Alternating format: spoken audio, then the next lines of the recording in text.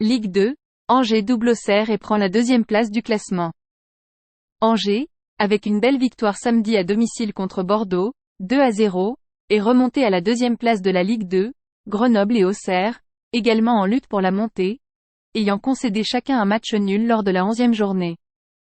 Le Stade Lavallois, leader invaincu avec 25 points, aura une occasion de conforter son avance lors de la réception de Saint-Étienne, 6e, lundi soir. Dans l'attente, Angers occupe la deuxième place avec 23 points. Suivent Auxerre, 22 points, et Grenoble, 21 points. Dans leur stade Raymond Kopa, les Angevins se sont offerts un 5e succès de rang en dominant les Bordelais. Les hommes d'Alexandre Dujeu ont d'abord profité d'une bévue du gardien Rafał Strakzek converti par Jean-Roméric Lopi, 32e. Ils ont ensuite déroulé leur jeu de mouvement et de course tranchante qui a transpercé l'arrière-garde girondine, marquant à la 60e un magnifique but collectif conclu par le jeune attaquant de 18 ans, Jean-Matteo Baoya.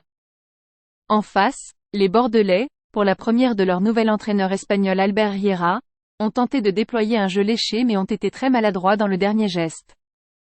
De son côté, Grenoble, qui évoluait à domicile, a arraché au bout d'un match fou un point précieux, 3-3, mais a perdu du terrain dans la course à la montée.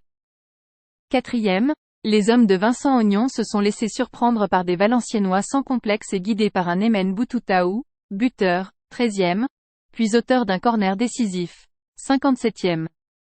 Menés 3-2 jusqu'à la 90e, les Grenoblois ont égalisé in extremis par Amines Beahi accent circonflexe, dans un match au rythme très élevé, dans lequel les deux équipes se rendaient coup pour coup.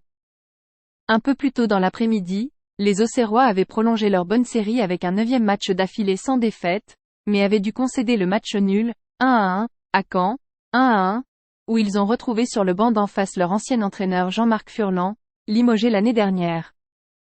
Les Bourguignons ont ouvert le score sur une grossière erreur de l'arrière-gauche Ali El Abdi, qui a marqué contre son camp en essayant de transmettre en retrait à son gardien, 6e.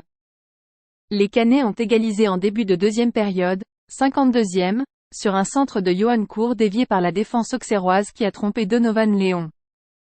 En bas de tableau, Dunkerque a cédé une nouvelle fois, 3-1, face au Paris FC, essuyant une 7e défaite en 11 matchs qui les maintient à la 20e et dernière place avec 6 points.